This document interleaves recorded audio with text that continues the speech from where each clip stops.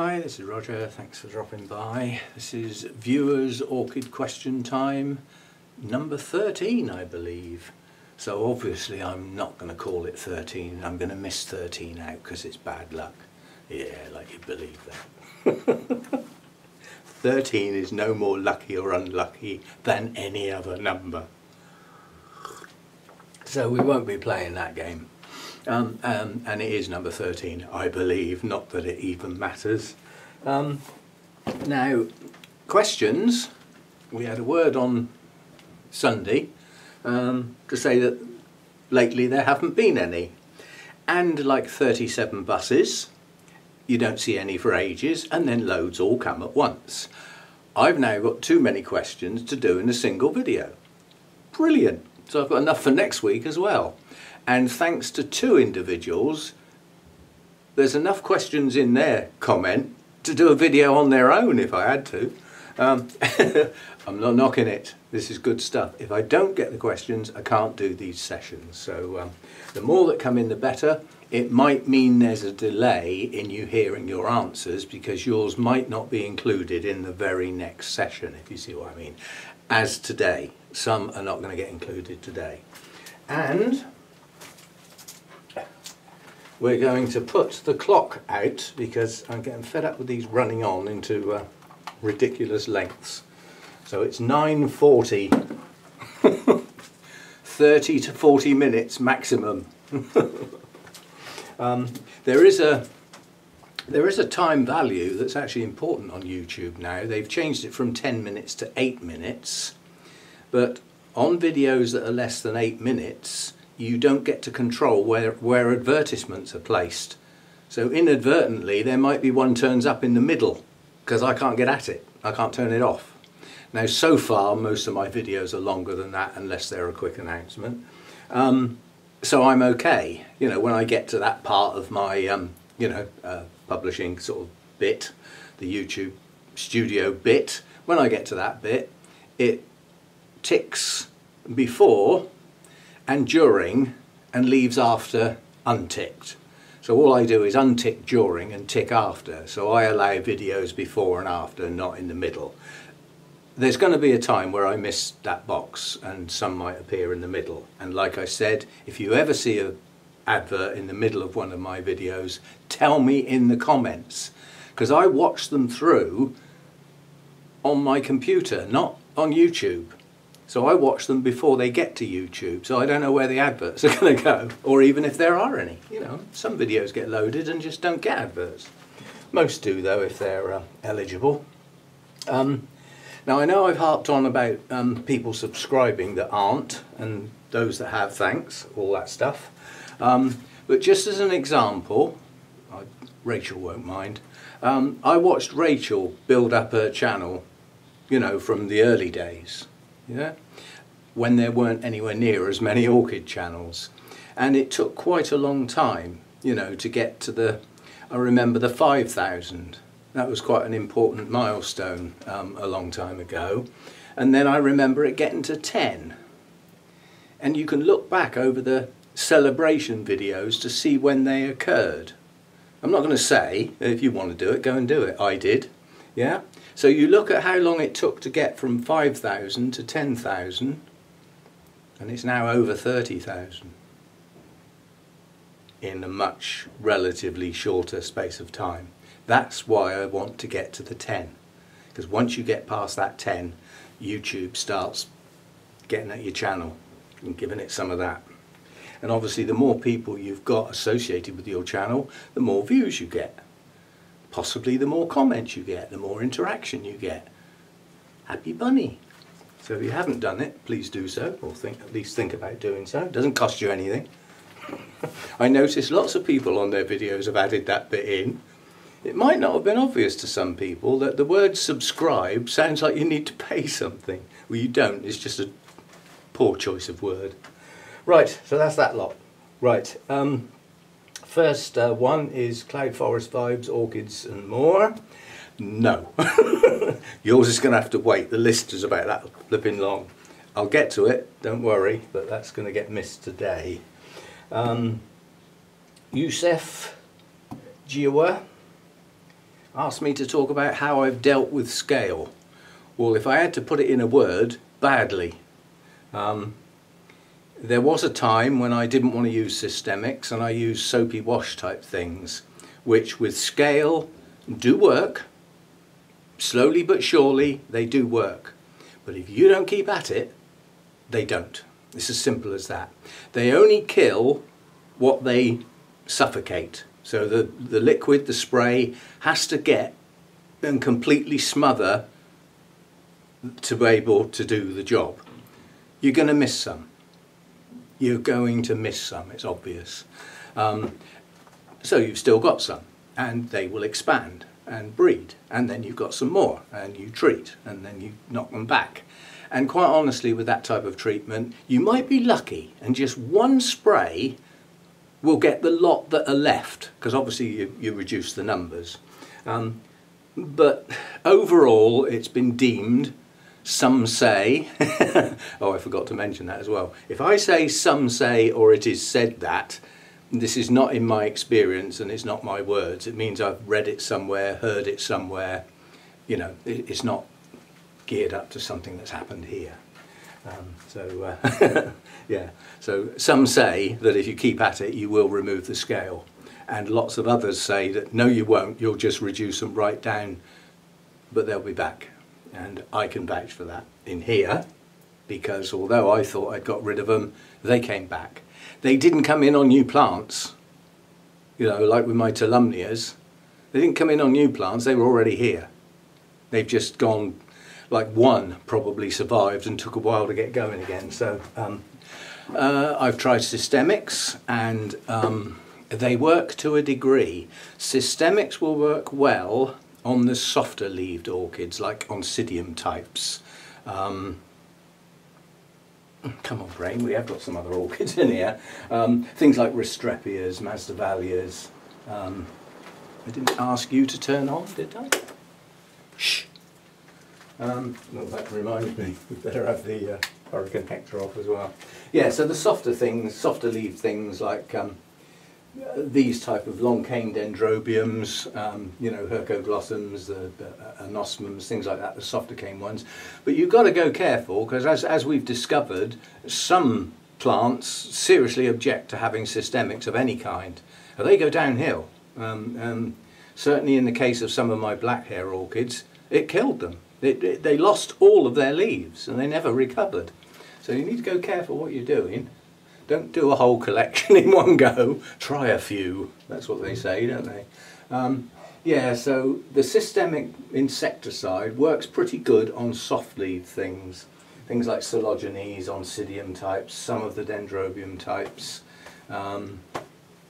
Yeah, they work pretty good under those circumstances. By softer leaves, I just mean things with softer leaves, like this. Yeah. But if you don't deal with them, those are the sort of marks they leave forever. So that leaf's got those marks forever now.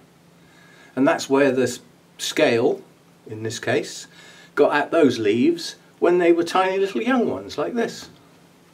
Made a mark, suffered for it, the ultimate penalty, but their mark, their legacy will live on forever until that leaf goes yellow and drops off. So the idea now, moving forward, is to give the bleach treatment a go, which I talked about yesterday, I think. But I will film it and talk about it as I do it, because there are some points of order to discuss.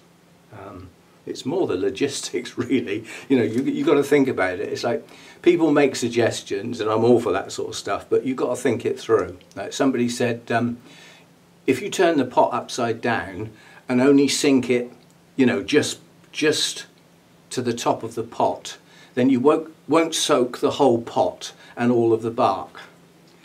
How's it going to stay there for 10-15 minutes then? Am I going to leave my hand there holding it in the bleach? So there are practicalities of some of these things that don't work so good. It's going to be much easier. It's going to be hard enough turning the plants upside down and putting the plant in, because some of them are going to be too big to lay on their side. Now those, there are going to be some mounts thrown in. They're going to be easy. Just chuck them in. I mean, I do that with some of my plants in the Phalaenopsis bucket anyway. Some of the mounts get thrown in there, left to soak for a while, get a really good dose. But there are plants that are going to be too tall to lay sideways. So they're going to have to go upside down to get the plant in. And somehow or other, I've got to keep them there without the weight of the pot squashing and breaking the plant. You see what I mean? There are logistics problems here. Once I've done the plant, I can turn it up the other way and just stand the pot in. Some of the bark's going to float out. Brilliant suggestion by Lynn. Get a strainer. And you hook all the bark in the strainer and put it back in the pot rather than trying to catch it with your hands, because you can chase them around the side of the blinking container, little bits of bark. Brilliant idea. But my main problem is, okay, I've done this plant and I've got lots more plants to do. So where do I put that plant? I don't want to leave it there covered in bleach for any length of time. I want to rinse it.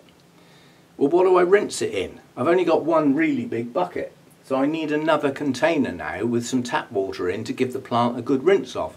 I can't take it to the kitchen sink and do it, because I'll have bleach spots all over the carpet and the kitchen floor, won't I? There's practical problems that I've got to resolve before I do this. Now, I've got two big glass bowls that I use for watering. I think they'll come into some use as we go along, even if it's only to put the bleach soaked plants in to carry them to the kitchen sink so that I don't drip all over the carpet. So there's a few things to work out, but this potentially, the bleach treatment, is tomorrow. We shall see. So as I say, treatment of scale. If this bleach treatment works, somebody's already made this suggestion in a comment, am I going to cuss because of all the money I've spent on systemics and now I find something that's cheap as chips actually does the job better? No, I won't cuss. I'll go, thank goodness I've got a solution that works. But yeah, I see the point. Right, so that's that one done. Time's getting on. I've only done one. Right, here's a one-word answer that I'm not going to go too much further with. Valerie, oh God, I can't read my own flipping writing. Melanson, I think that is.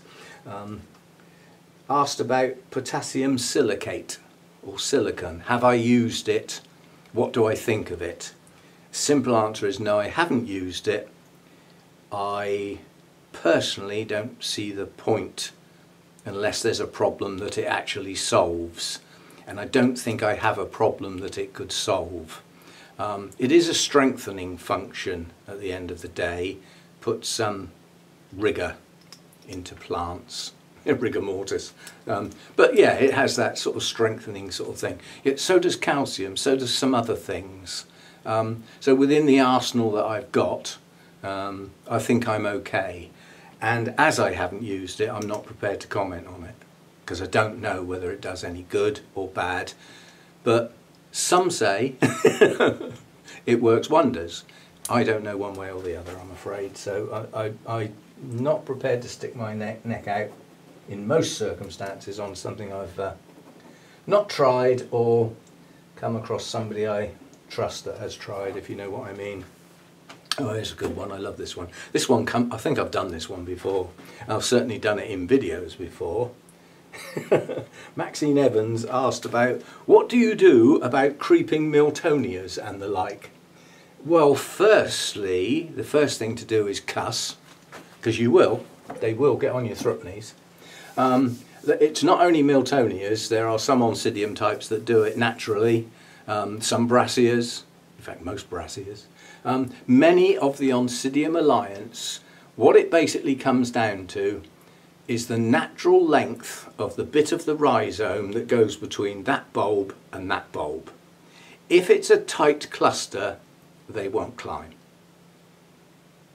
If, however, it has a slight extension to the rhizome, they have a tendency to lift up as they grow when they're young. Yeah? And then the roots become semi-aerial first time out, unless it's a really long extension. Yeah? So the first climbing growth will normally get some roots down in the pot or onto the mount. The next one's at it. It's going to go skywards. And then you're down to how humid is your air. If your air is very humid all the time, you can get away with it and the roots won't die back and dry. You can get away with it if you're prepared to spray those roots very frequently. And in warmer weather, if you've got drier air, you could be looking at 3 or 4 times a day to keep those actively growing. Most people can't do that. So see if I can find a climber. Well, there's an obvious one there, which is going to have to be dealt with. This is actually a Miltonia, but this is the bit I'm getting at. It's the length of the extension of the rhizome, and you can see between that bulb and that bulb is that big. Between that bulb and that bulb is that big. Yeah? And then if you take something like a twinkle, you can't even see the rhizome, can you? The bulbs are right next to each other, tight cluster, and they don't climb. They'd have to be there years before they could even get away from the mount or the pot, because they've got no gap between them. But something like this has already got to the point where it's a nuisance, because all of the roots on this latest bulb are aerial. Some of them have just about made it back to the mount, some of the longer ones just. And on this one, quite a few of them have made it back to the mount. But the next ones won't. You know, if you look at the extension from there to there, the next one's going to be here somewhere, isn't it? So this one's now got to be dealt with. Now my humidity is high. I might get away with it. But I had a wonderful Brassia once that came straight out from the mount. So, you know, its first growth, instead of going sideways, came out forwards. And then the next one did. And I had to get that. It was, the roots were losing their tips and dying back. So I had to do something about it. I took it off the mount and turned it sideways and remounted it, and it promptly died. It objected to those roots being put in moss, basically. If I'd put the moss on the mount and just sat the roots on the front, I might have got away with it. But yeah, so the disturbance that you end up having to do can be quite dramatic. But the oldest part of this plant is back here. That's the part of the plant with the roots firmly attached to the mount under the moss. These parts of the plant aren't. So basically when I do deal with this, which will be, it's about to bloom, both of the leads have got flower spikes, so once it's finished blooming, this one's already started its new growth, that's going to cause me a nuisance, no doubt. Just depends when it decides to put its roots out. But this one's going to have to come off, and it'll get split at that time, and I'll keep hopefully at least 2 bulbs, preferably 3. But don't forget, by the time I get round to doing this, there will be another new growth. This one's already got one. This one will have started one by then as well. So even if it's only got 2 bulbs, a third one will be growing, which will push out new roots. Quite honestly, that's the best time to do anything with mounts. If you're going to take a plant off a mount, you're going to mess up the roots. You will do damage whether you like it or not. And as a consequence, you need a new set of roots as fast as possible. New roots, growing roots, will attach. Older roots, you can strap them on, but they won't attach because they finish growing effectively. Sometimes you can cheat. If you've got a set of roots that you know aren't going to attach, if you trim the ends off, you might trigger branching. The new bits that branch out will grab hold of the mount, but it doesn't always work. I mean, the branching doesn't always work. Not all root systems branch. So creeping and climbing Miltonias, cuss, rule number 1, and you've just got to try and deal. There is no way to stop them. You can't do that. It's their nature. It's how they grow. You know, if you put them in a giant pot and put them in the middle, they'll still climb away from it. Even though they've got all that surface to grow over, they're still liable to grow away from it. It's just their nature. I don't know how they get on in the wild. So that's that. It's just something we live with. There is one way to solve it. Don't have those type of orchids. But then you'd be missing out on an awful lot of, you know, good stuff. Right. Oh, this one's quite fun. Tess Campbell asked, have I you used to hear me talk about, not so much now because I don't do it, about plants going under the hedge. My rubbish bin for plant material used to be out under the hedge in the garden. So I used to warn plants, you'll be under the hedge. I used to threaten them. Didn't do any good, of course, they don't listen. But nowadays all my plant material goes in a plant recycling bin to go off. It's collected, so I don't throw things under the hedge. I throw my old media under the hedge, but that's all, and that doesn't grow. But she asked, have I ever thrown a plant away under the hedge and it's decided to grow? And the answer is yes. I had a cattleya once that I really, really liked. I can't remember its name. This is donkey's years ago. And it wouldn't grow, and I think it probably had fusarium before I knew about it, because it just had those, thinking back, that's the traits it had. But I got fed up with it, and in the end I threw it out under the hedge. So basically I took it out of its pot, but left the media and just threw the plant under the hedge. And a while later I noticed quite a strong growth on that plant. It came back. It started to grow outside, out there. So it got rained on. It didn't go through a winter. It was summertime into autumn. And so I brought it back in and potted it up, and it promptly died. But yes, I have had one that I threw away and it recovered. Right. The next thing says check emails. I'm getting sets of questions coming in via email. This is the back door. Paul Saunders, you're not getting yours done today. There's another big list. As I say, it's almost a video on its own. Right, this channel name is a sequence. It's just CBR6F2. So it's not a name or anything. I'll get the plant. It's one of the ones that came from Zana at Burnham's. And it's this thing. I'm not going to try and say it. I'll hold the tag up. It's timbiensis, but it's the other bit I'm not going to attempt to say. Hopefully that's in focus and you can read her writing. But what the hell that says, I don't know, because it's a sequence of letters together that I don't get in my language, so I don't know how to pronounce those pairs of letters like C's and Z's and things like that. But that's what it is, and the reason it was given to me is that it's a plant that has particular vigour, which these often don't, that is become incredibly rare in the wild, and its environment is such that it might become extinct in the not too distant future.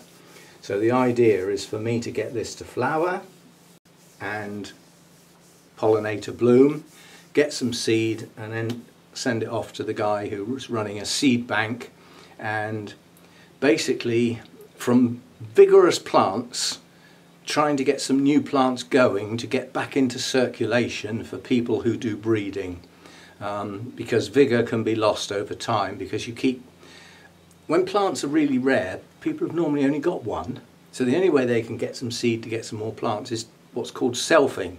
So you take the pollen from a bloom on plant A and pollinate a bloom on plant A. You're getting the genes a bit, you know, it's like marrying your cousins, which in some countries I think you can still do. But that's the problem. So the gene pool gets weaker and weaker, and you can't go out collecting them from the wild. So you're stuck.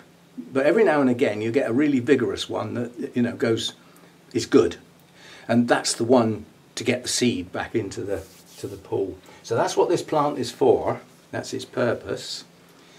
How am I supposed to look after it? Well, firstly, the simple answer is I don't really know.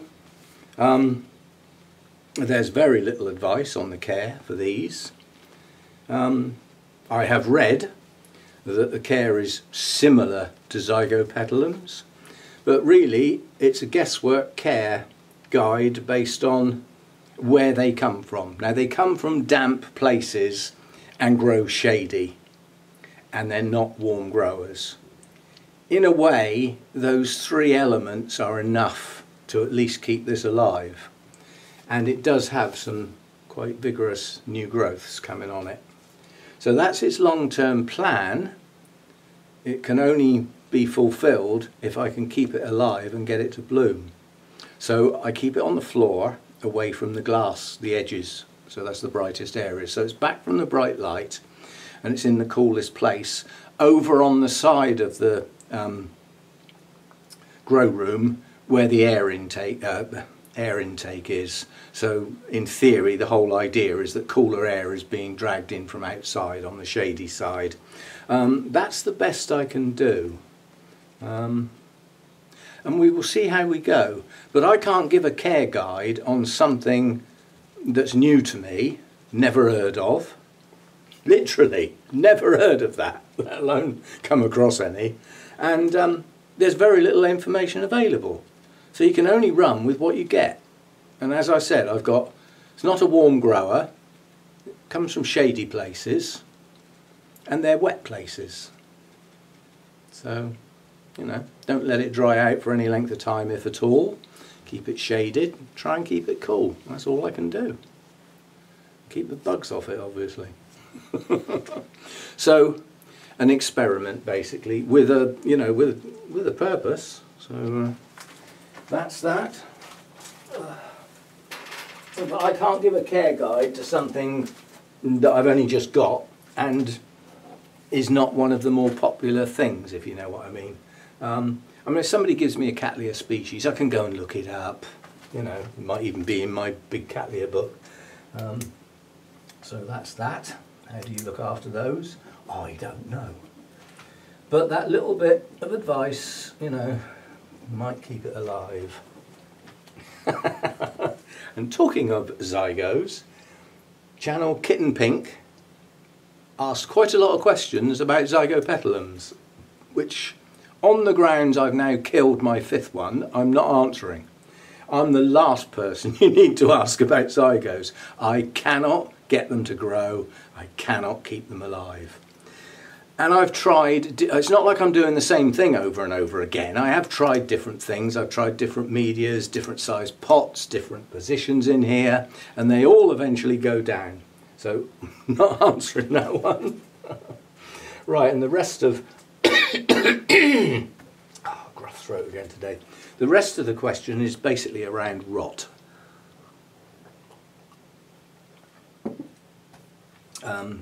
Around rot on canes or at the base of canes and things like that. Depends on the type of rot and the type of infection, really. Most rots are a bacterial infection. They tend to work quite quickly, and if not stopped, will take down the plant, or a good part of it. Now, you can get crown rot. Now, on something like a Phalaenopsis, that normally spells its doom. It might chuck out a plantlet from the base, kiki, whatever you want to call it, which you can then grow on, but you're a long way off getting it to bloom, so you're like starting again with a seedling almost.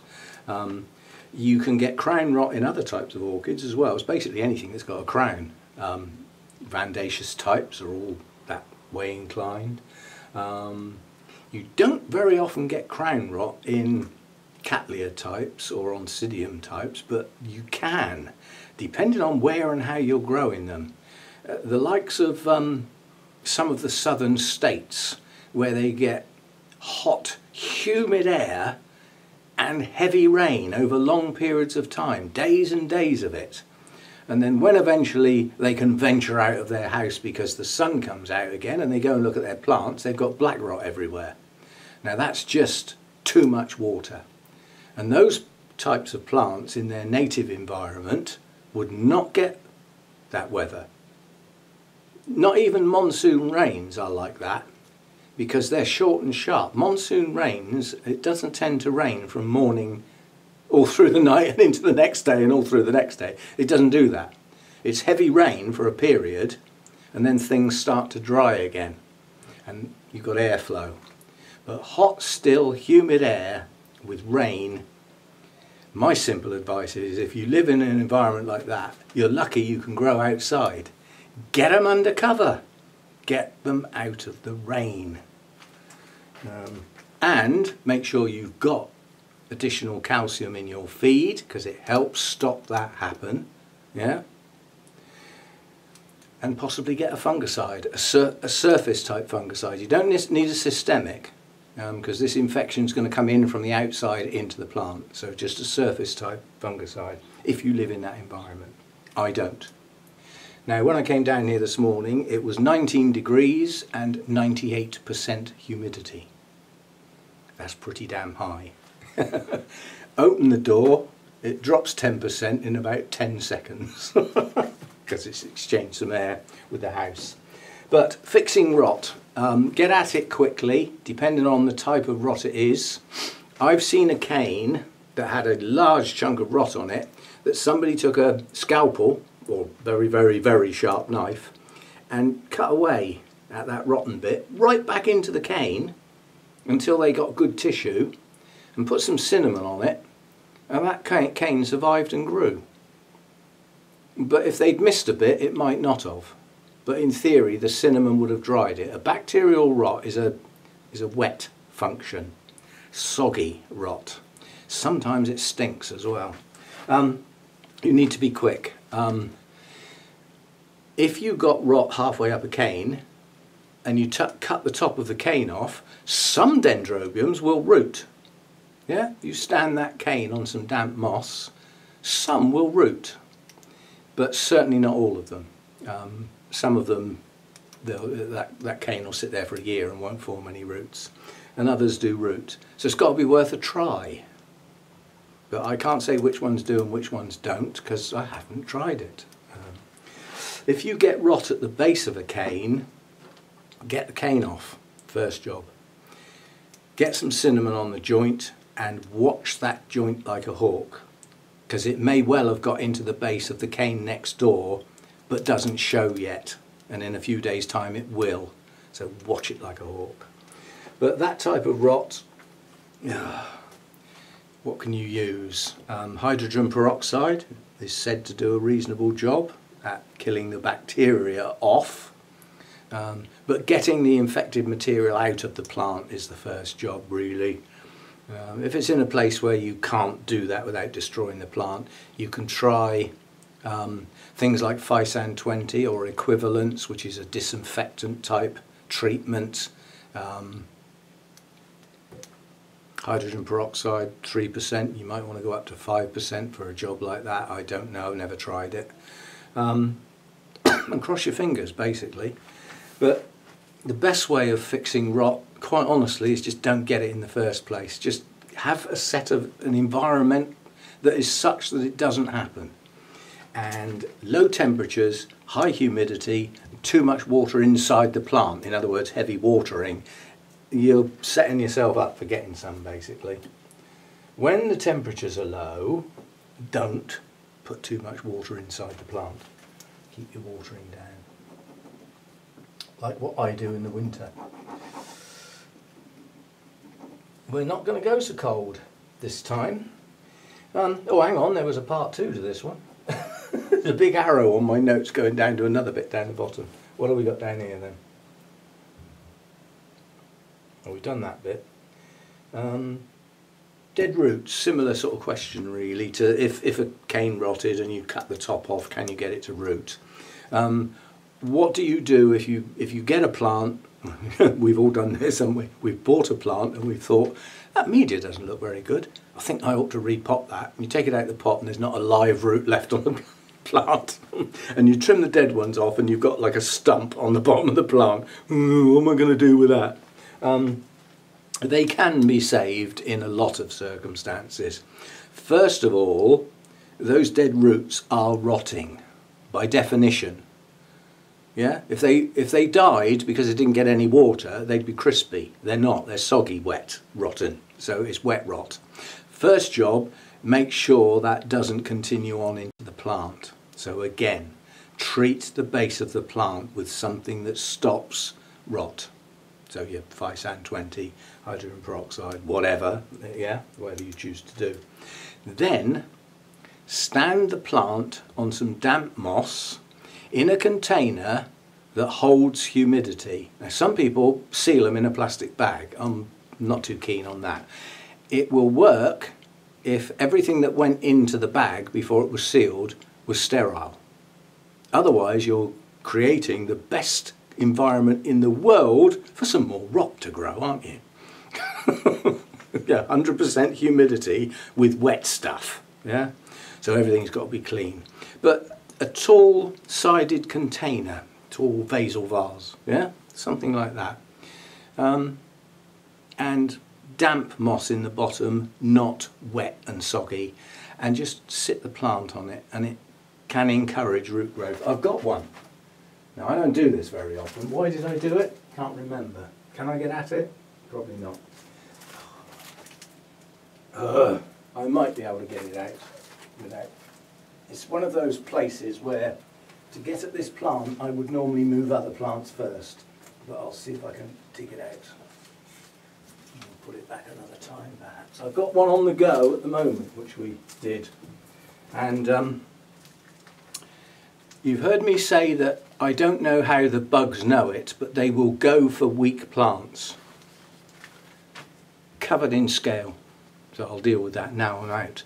But this is a plant, or a piece of a plant, that's just been sat on some moss. Yeah, we do have a new root growing. So it has started. But it's not going to do very well with that scale all over it, is it? I'll have to leave that out. See, now this, I'm not too happy about putting that in bleach. It's a weak plant. So that's not going in the bleach. That'll have to have spot treatment. That will get a cotton wool bud with isopropyl alcohol, and I will take them off manually. And then in about 4 days' time I'll come back and look again in case any eggs have hatched. But that needs dealing with now. I'm glad I got that out. But yeah, that's just sat on damp moss. The moss hardly ever gets watered, simply because the plant's not using it. I can also see some more roots coming out to one side. There's none coming out the bottom of the pot yet. It's a slow process, but sometimes they get going pretty quick. I had 2 Cattleyas quite a long time ago that were a bit special for me, because I'd promised a piece to somebody else basically, and they sat on the bench. Somebody said just put them on the bench, lie them down, and they'll grow roots because you've got humid air around them. Did they hell? So we put them in some moss. Did they grow any roots? Did they hell? Eventually I managed to get some green stuff to come out the base, and I think it was 1.5 years, maybe even as much as 2 years before that happened. So it's not an instant process in some cases. Right, so that's that.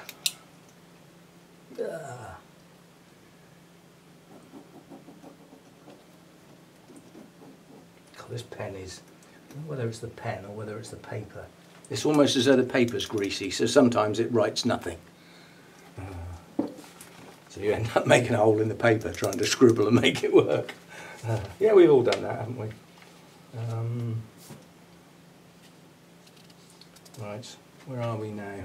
Yeah, time's getting on now. I'm going to do one more today. Something totally different. Right, Elaine Riley asked about some pros and cons about types of calcium. Now, you will have heard some people, some say, that adding Dolomite lime to the top of your pots can do your plants the world of good. Yeah, so there's Dolomite type calcium. And then you might have heard me and others say they add calcium nitrate to their feed to bump up the calcium element of the feed. Why different types? They have different purposes, and the first thing I want to say is I've got some Dolomite lime. I used it once on my Paphiopedilums. Not that I've got many now because I dumped a few. So I'm down to 3 now, so it's not worth bothering. But it's a very slow release of calcium and magnesium. Yeah? So it's a sprinkle on the top, and as you water, it waters in. But the calcium type in that is calcium carbonate. As far as I know, that cannot be directly absorbed by plants and used. It needs to be in nitrate form. That's why tap water might have a lot of calcium in it, because it furs up your kettle, yeah? but it's not much good for your plants. Now in soil, that doesn't matter. Yeah, that'll get dealt with by microbes and processes in soil. We don't tend to grow in soil. Those processes that are always said happen in soil don't tend to happen in the likes of bark, because it's not their environment. It doesn't work like that, and it certainly isn't going to work in things like lava rock and stones and pebbles, so inert stuff, leca and the like. So two different types. Calcium nitrate can be, it's fully solvent in water and can be directly absorbed by plants and used straight away. So in my opinion, it's the better type of calcium if it's the calcium that you want to get into the plants. Now, the reason for dolomite lime often being used is not for the calcium or the magnesium. It's to raise the pH, which is what it does, and does it very well. And it trickles. So it can keep the pH of media, which tends to be like if you just had bark and moss. That media, certainly over time, is going to become quite acidic. And quite a lot of Paphiopedilums are going to object to that because they like slightly alkaline. So the dolomite lime keeps that pH up, which can do, that's why it does the plants the world of good. It's not really the feed element of them, yeah? And the other difference is, as I said, the dolomite type calcium has got magnesium in it. However, the calcium nitrate hasn't. It has got some nitrogen though. So they are two different things. There are pros and cons for both. But my personal idea would be that if I wanted to keep my pH a bit higher and possibly add a bit of calcium in over time, although I think it might have to change from carbonate to nitrate somehow, but there'd be magnesium in there as well. But if I wanted to keep the pH higher, then I'd be using that dolomite lime powder stuff. Yeah. However, if I want to get calcium into the plant to bump up the calcium element, I would use calcium nitrate. So others may have other opinions about all that, quite honestly. That was Elaine Riley asked that, if I didn't say. And that will do for today. So apologies if your question hasn't been asked. I've still got enough questions now. My battery's just going as well. So I will, yeah, it's gone red. That's good timing, isn't it? So I'll say thanks for dropping by. Thanks for listening. And if your question hasn't been done today, it will get done in the next session, of which I have plenty of questions for. So that'll be next Thursday. See you again. And don't forget, you haven't subscribed. Please. See you next time.